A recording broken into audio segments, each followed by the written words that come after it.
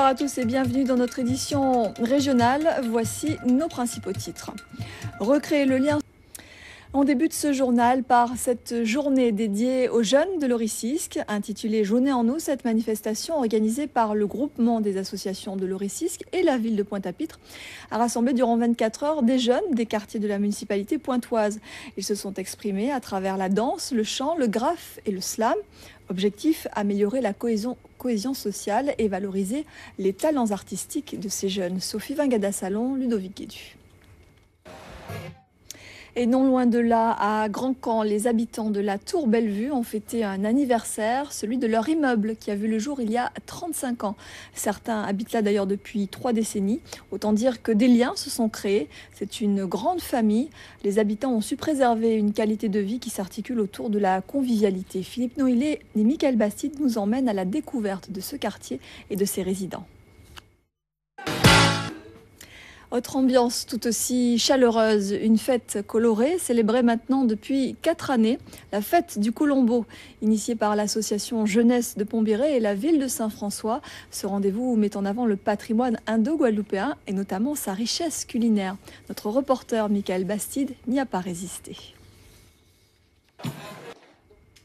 Autre célébration, le Bondié Kouli, une cérémonie religieuse hindoue pratiquée par les Martiniquais d'origine indienne.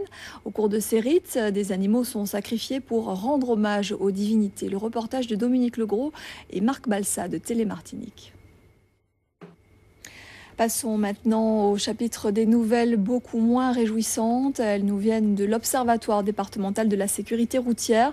Depuis le début de l'année, 43 personnes ont perdu la vie dans un accident de la route. C'est 2 fois plus que l'an passé à la même période. Et pourtant, en 2009, on avait constaté une diminution du nombre d'accidents sur la route.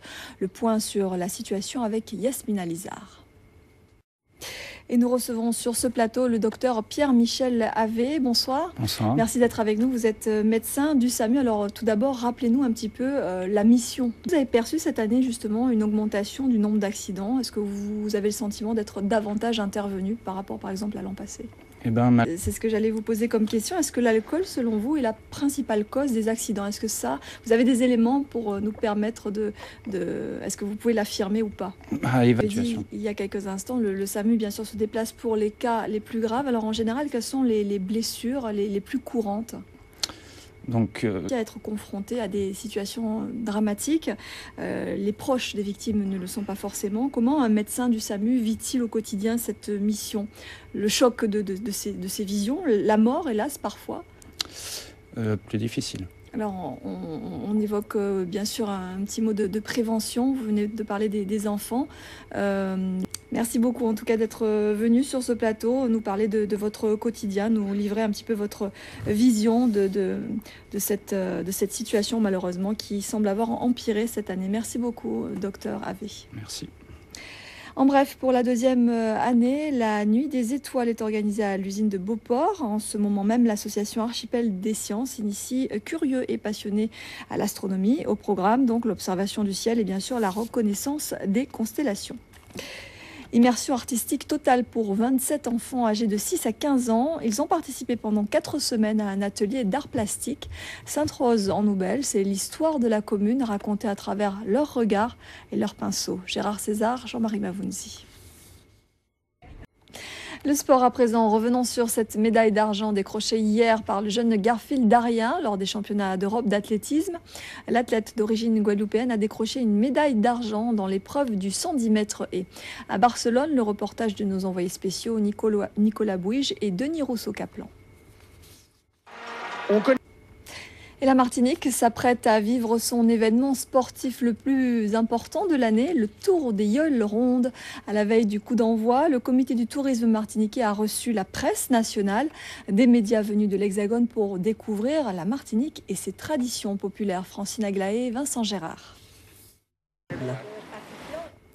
La nouvelle Miss Région Guadeloupe sera élue ce soir. Cette année, cette élection qui doit permettre à la Miss de gagner son ticket pour Miss France est organisée par une jeune association, la CISE. Patrice Gonfier et Daniel Quérin ont suivi pour nous les préparatifs de cette soirée qui aura lieu tout à l'heure à 20h au Moule. Reportage. L'élection de Miss Région Guadeloupe aura lieu donc dans quelques instants à 20 h. Il n'est peut-être pas trop tard pour vous y rendre. Ça se passe à la salle Robert Loison au Moule. Voilà, c'est la fin de cette édition. Merci à vous de nous avoir suivis. À 20h10, Mas Dewar qui vous propose une rediffusion du carnaval nocturne de Capesterre-Ballot pour les nostalgiques. Et puis 21h40, votre série 5 Days. À demain, 19 h. D'ici là, très belle soirée. Merci. Gardez jeune, gardez belle, gardez comme la volée dans le ciel. You say jeune, you say comme aucun bel où les nous sont chantants.